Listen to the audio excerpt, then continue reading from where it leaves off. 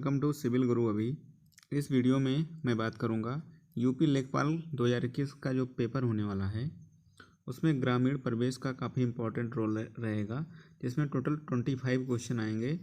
तो कल हमने इसका चैप्टर 1 अपलोड किया था, आज चैप्टर 2 अपलोड करेंगे, जिसमें केंद्र सरकार और राज्य सरकार के द्वारा गाँव के विकास के लिए जितनी भी योजनाएँ चलाई जा रही हैं उसके बारे में यहाँ पर मैं डिस्कस करूँगा। चलिए शुरू करते हैं वीडियो। सबसे पहले यहाँ पे मैं बात करूँगा केंद्र सरकार और राज्य सरकार के द्वारा गांव के विकास के लिए कितनी योजनाएं चलाई जा रही हैं, तो यहाँ से भी क्वेश्चन बनता है। तो चलिए शुरू करते हैं वीडियो। अगर चैनल पे आप नए हैं, चैनल को सब्सक्राइब कर लीजिए और वीडियो अगर पसंद आए तो वीडियो को लाइक कीजिएगा। चलिए शुरू करते हैं वीडियो। तो देखिए यहाँ पर मैं आपको बता दूँ, उत्तर प्रदेश एक विकसित राज्य बनाने के लिए ग्राम विकास विभाग द्वारा ग्रामीण क्षेत्रों को सुनियोजित आर्थिक विकास और संसाधनों के सतत निर्माण, रोजगार के अवसर को कराने के लिए प्रमुखता दी गई है। ठीक है, ग्रामीण विकास योजनाओं के प्रभावी नियोजन, कार्यान्वयन, अनुश्रवण और इनको दृष्टिगत पर 1985 में ये पद सृजित किया गया था। तो 1985 में केंद्र सरकार की योजनाएं यूपी में खासकर बढ़िया से लागू की गई थी। तो देखिए यहाँ पे सबसे पहली योजना जो है महात्मा गांधी राष्ट्रीय ग्रामीण रोजगार गारंटी अधिनियम, जिसे कहते हैं मनरेगा। तो उत्तर प्रदेश में मनरेगा का कार्यान्वयन कितने चरणों में संपन्न हुआ, पूछ लेगा आपसे, 1, 2, 3, 4। तो 3 चरणों में।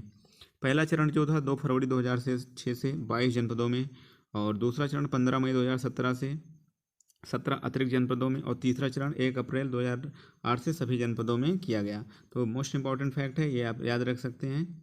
आगे बात करते हैं इसमें हम इस योजना का प्रमुख उद्देश्य क्या था। जैसे एक साल में 365 दिन होते हैं, तो 365 दिन में से 100 दिन रोजगार उपलब्ध कराना इस योजना का मकसद था, जिससे अच्छी खासी लोगों को आमदनी हो सके। आगे बात करते हैं इसमें। अब यहाँ से देखिए, ये मोस्ट इंपॉर्टेंट फैक्ट है। यहाँ से आपसे पूछेंगे कि केंद्र और राज्य सरकार का अंश कितना होता है, तो 75% जो होता है वो केंद्र सरकार फंड करती है, 25% यूपी सरकार के द्वारा फंड किया जाता है। तो इसको आप याद रख सकते हैं, क्योंकि पिछली बार जो पेपर हुआ था उसमें पूछा गया था। आगे मैं यहाँ पे बात करूँ राष्ट्रीय ग्रामीण आजीविका मिशन NRLM। तो ग्रामीण क्षेत्रों में निर्धनता निवारण के लिए एक राष्ट्रीय ग्रामीण आजीविका मिशन की शुरुआत केंद्र सरकार ने कब की, तो 3 जून 2011 को इस योजना की शुरुआत की गई। तो और पूछ लेगा कि केंद्र सरकार ने कहाँ से राष्ट्रीय ग्रामीण आजीविका मिशन की शुरुआत की थी, तो राजस्थान के बांसवाड़ा जिले से इस योजना का शुभारंभ किया गया था। आगे बात करते हैं कि राष्ट्रीय ग्रामीण आजीविका मिशन का उद्देश्य क्या है। अब देखिए 2024-25 तक सभी ग्रामीण परिवारों को संगठित करना, उन्हें तब तक संपोषित करना और सहायता देना है जब तक वे दयनीय गरीबी स्तर से ऊपर नहीं उठ पाते। तो समझ में आया होगा आपको, कोई कन्फ्यूजन है तो कमेंट करके पूछ लीजिएगा। आगे बात करते हैं प्रधानमंत्री ग्राम सड़क योजना की।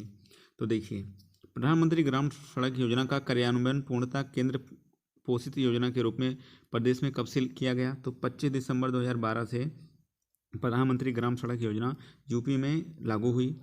आगे बात करते हैं इसमें कि 2001 की जनगणना के आधार पर कितनी जनसंख्या तक के गांवों को पक्की सड़क से जोड़ना था। तो जैसे जितने भी मैदानी भाग हैं, मैदानी क्षेत्रों में 500 अथवा इससे अधिक जनसंख्या और नक्सल प्रभावित क्षेत्रों में 250 तक की आबादी वाले गाँव को। अब देखिए जो 2001 की जनगणना के आधार पर चिन्हित 500 या उससे अधिक आबादी वाले गाँव और नक्सल प्रभावित 250 या उससे अधिक आबादी, जितनी भी आबादी है उनसे इस योजना के लिए अंतर्गत उनको जोड़ा गया था। अब देखिए वित्तीय वर्ष 2015-16 में भारत सरकार द्वारा फंडिंग पैटर्न में क्या बदलाव किया गया।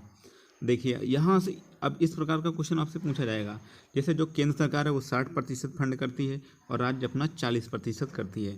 तो रेशियो में पूछ लिया जाएगा, तो 60 रेशियो हो जाएगा 40। तो आपसे ये भी पूछ सकते हैं। आगे बात करता हूँ मैं प्रधानमंत्री आदर्श ग्राम योजना की। तो प्रधानमंत्री आदर्श ग्राम योजना का आरंभ 2015-16 में हुआ, और आदर्श योजना ये 100% केंद्र सरकार द्वारा फंडिंग की जाती है। तो आगे बढ़ते हैं इसमें कि 100 जल घर योजना कार्यक्रम, तो इसको केंद्र सरकार ने दिसंबर 2002 से ही लागू किया है। तो ग्राम पंचायतों के माध्यम से ये लागू की जाती है। जैसे गांव वासियों को कुएं बनाना है, बावड़ी बनाना है, हैंडपम्प लगाने की सुविधा इस योजना में की जाती है। जो लागत होती है एक गांव वालों को सिर्फ 10% वहन करना पड़ता है, मतलब खर्च करना पड़ता है, और सब्सिडी के रूप में इनको वापस मिल जाता है। आगे बात करते हैं जवाहर ग्राम समृद्धि योजना। जवाहर ग्राम समृद्धि योजना जो जवाहर रोजगार योजना थी उसका एक व्यापक रूप है।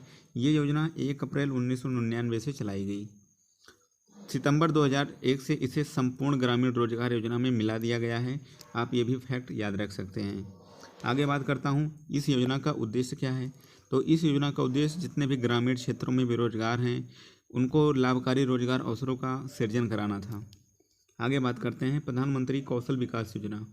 तो प्रधानमंत्री कौशल विकास योजना 21 मार्च 2015 से शुरू की गई। इस योजना के तहत 1.4 मिलियन युवाओं को कौशल विकास हेतु प्रशिक्षण प्रदान कराना था। आगे बात करते हैं इसमें हम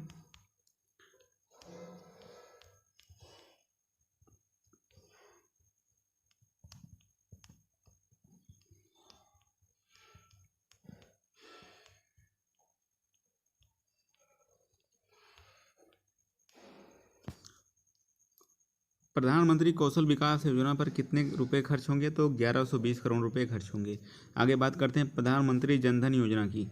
तो प्रधानमंत्री जनधन योजना का शुभारंभ 28 अगस्त 2014 को हुआ। इस योजना का उद्देश्य क्या था प्रधानमंत्री जनधन योजना का। तो बैंकिंग सेवाओं की पहुंच से दूर 7.5 करोड़ परिवारों को बैंक खातों की सुविधा उपलब्ध कराना था। अब देखिए यहाँ पे अगर कोई जनधन योजना के तहत बैंक खाता खुलवाता था तो उसको रुपे कार्ड के साथ 1 लाख की दुर्घटना बीमा सुरक्षा उपलब्ध कराई जाती थी। खाता खुलने के 6 माह के पश्चात 2500 रुपये तक का ड्राफ्ट सुविधा और 6 महीने के बाद 5000 तक बढ़ाया जाता था। और ये योजना अभी भी चली आ रही है। आगे बात करते हैं प्रधानमंत्री जीवन ज्योति बीमा योजना। तो इसमें उम्र पूछेगा तो इसमें 18 से 50 की उम्र तक आप बीमा करा सकते हैं। और कितने रुपए तक का करा सकते हैं तो 2 लाख रुपए तक का इसमें बीमा आप करवा सकते हैं। और इसकी अगर मान लीजिए प्रधानमंत्री जीवन बीमा योजना की थीम पूछ ले तो सिक्योर योर फ्यूचर विद प्रधानमंत्री जीवन ज्योति बीमा योजना ये होगा। आगे बात करते हैं तो 2022 तक सबके लिए आवास शहरी आवास हेतु राष्ट्रीय मिशन चलाया गया। तो ये जो योजना है ये 17 जून 2015 से लागू हुई। इसमें सब्सिडी के रूप में 6.5% दिया जाता था। आगे बात करते हैं सूखा आशंकित क्षेत्र कार्यक्रम। तो इसको 1973 में शुरू किया गया। इसका उद्देश्य क्या था। इसका उद्देश्य था कि भूमि जल और जितने भी अन्य प्राकृतिक संसाधन हैं उनको पर्यावरण कैसे संतुलित किया जा सकता है, इसके लिए ये योजना चलाई गई। आगे बात करते हैं मरुभूमि विकास कार्यक्रम। मरुभूमि विकास कार्यक्रम 1977-78 में शुरू किया गया और ये 100% केंद्र की सरकार के द्वारा दिया जाता है। तो इसका उद्देश्य मरुभूमि को बढ़ने से रोकने, सूखा और जितनी भी इन्वायरमेंट से रिलेटेड चीज़ें थी उनको सही करना था। आगे बात करते हैं सांसद आदर्श ग्राम योजना की। तो देखिए गांव के विकास के लिए एक नई सांसद आदर्श ग्राम योजना 11 अक्टूबर 2014 से लागू की गई। 2016 तक एक एक गांव को प्रत्येक सांसद को गोद लेना था। अब 2019 से 3-3 गाँवों को गोद लेना था। तो ये योजना काफ़ी सफल भी रही। आगे बात करते हैं सुकन्या समृद्धि योजना। इस योजना का आरंभ 22 जनवरी 2015 को किया गया और सुकन्या समृद्धि योजना का शुभारंभ किस शहर से किया तो पानीपत हरियाणा से किया। तो इसको आप याद रख सकते हैं। आगे बात करें सुकन्या समृद्धि खाता किसी भी डाकघर अथवा अधिकृत बैंक में कितनी आयु पर खुलवाया जाएगा। तो जन्म के समय या 10 वर्ष की आयु तक सुकन्या समृद्धि योजना में खाता खुल सकता है। आगे बात करते हैं कि राष्ट्रीय पेयजल मिशन। तो इसकी स्थापना 1986 में भारत सरकार के द्वारा की गई और राष्ट्रीय पेयजल मिशन का नाम बदलकर राजीव गांधी पेयजल मिशन किया गया 1991 में। तो यहाँ ये भी इम्पोर्टेंट है, आप याद रख सकते हैं।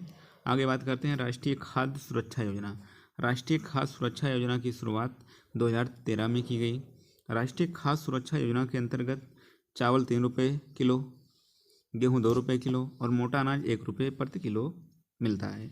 और अगर बात करें तो राष्ट्रीय खाद्य सुरक्षा के तहत 5 किलो प्रति व्यक्ति महीने वाइज अनाज मिलता है। और ये जो योजना है इसको केंद्र सरकार के द्वारा फंड किया जाता है। आगे हम बात करते हैं ग्रामीण क्षेत्रों में आवास निर्माण हेतु जैसे लोन जो लेता है उसे 3% की सब्सिडी दी जाती है। तो और ये जो योजना है राष्ट्रीय आवास बैंक के माध्यम से चलाई जाती है। आगे बढ़ते हैं स्वच्छ भारत मिशन। स्वच्छ भारत मिशन की शुरुआत 2 अक्टूबर 2014 को की गई। इस योजना का उद्देश्य था कि भारत को खुले में शौच से मुक्त करना। अब देखिए जो शौचालय बनवाने के लिए जो प्रोत्साहन राशि थी उसको 10,000 से बढ़ा के 12,000 कर दिया गया और इसकी थीम है एक कदम स्वच्छता की ओर। आगे बात करते हैं नमामि गंगे योजना की। तो नमामि गंगे योजना जो थी ये गंगा की सफाई और संरक्षण से जुड़ा कार्यक्रम था। तो नमामि गंगे योजना यही थी। आगे बात करते हैं अटल पेंशन योजना की। तो अटल पेंशन योजना का फोकस असंगठित क्षेत्रों में जो काम करते थे उन लोगों पर था, और इसके लिए जो 18 से 40 उम्र के लोग हैं और जिनका खाता है तो वो लोग इस योजना का लाभ उठा सकते थे। 31 दिसंबर 2015 से पहले योजना में शामिल होने वालों के लिए सरकार 5 वर्ष तक प्रति वर्ष अधिकतम कितने रुपए का योगदान देगी? तो 1000 रुपये का। अटल पेंशन योजना 60 वर्ष की उम्र से शुरू हो जाएगी, आपको पैसा मिलने लगेगा। और आगे बात करते हैं प्रधानमंत्री रोजगार सृजन कार्यक्रम 15 अगस्त 2008 से शुरू किया गया। इसका जो प्रधानमंत्री रोजगार सृजन कार्यक्रम था, इसमें प्रधानमंत्री की रोजगार योजना और ग्रामीण रोजगार सृजन कार्यक्रम को एक में ही मर्ज कर दिया गया है। तो ये आप याद रख सकते हैं, और भी इम्पोर्टेंट फैक्ट है तो यहाँ पे आप याद रख सकते हैं। और ये योजना ग्रामीण क्षेत्रों में खादी एवं ग्रामोद्योग आयोग के द्वारा चलाई जा रही है, और शहरी क्षेत्रों में इंडस्ट्री सेंटर द्वारा इसको चलाया जा रहा है। आगे बात करते हैं और प्रधानमंत्री सुरक्षा बीमा योजना। यहाँ पे 18 से 70 वर्ष की आयु वर्ग के हर बैंक खाता धारक इसके लिए पात्र हैं। इसको लिए आपको एक साल में 12 रुपये जमा करने होंगे, मतलब एक महीने में 1 रुपये जमा करने होंगे। और जैसे आपकी दुर्घटना के कारण मृत्यु हो जाती है तो बीमा राशि आपको 2 लाख दी जाएगी। अगर मान लीजिए आप पूर्ण अपंग हो जाते हैं किसी भी दुर्घटना में तो आपको 2 लाख रुपये की बीमा राशि मिलेगी, अगर आप प्रधानमंत्री सुरक्षा बीमा योजना में अपना रजिस्ट्रेशन करवाते हैं तो। ये बैंकों के द्वारा ही होती है। आगे बात करते हैं प्रधानमंत्री सुरक्षा बीमा योजना, तो ये था। आगे बात करते हैं राष्ट्रीय ग्रामीण पेयजल कार्यक्रम। देखिए, राष्ट्रीय ग्रामीण पेयजल कार्यक्रम का उद्देश्य 2022 तक देश में प्रत्येक ग्रामीण व्यक्ति को उसके घर के दायरे में अधिकतम 50 मीटर की दूरी पर प्रतिदिन उसको 70 लीटर पानी उपलब्ध कराना था। तो राष्ट्रीय ग्रामीण पेयजल कार्यक्रम आप समझ गए होंगे। आगे बात करते हैं LPG liquefied petroleum gas subsidy सीधे ही उपभोक्ताओं के बैंक खाते में जमा करने की पहल पूरे देश में लागू की गई। अब यहाँ पे आपसे DBT का फुल फॉर्म पूछ सकते हैं, तो डायरेक्ट बेनिफिट ट्रांसफ़र। तो ये डायरेक्ट बेनिफिट ट्रांसफ़र के माध्यम से सब्सिडी योजना आपके खाते में आती थी, अब लेकिन नहीं आ रही है। तो आगे बात करते हैं डायरेक्ट बेनिफिट जो ट्रांसफ़र फॉर LPG है यानी DBTL, इस योजना को पहल नाम दिया गया था। तो अगर आपसे पूछे पहल योजना किससे संबंधित है तो आप बता सकते हैं। वीडियो अगर आपको पसंद आया है वीडियो को लाइक कीजिए, चैनल पे नए हैं चैनल को सब्सक्राइब कर लीजिए। मिलते हैं फिर कल इसी एक नए जोश के साथ, तब तक के लिए अपना ख्याल रखिए।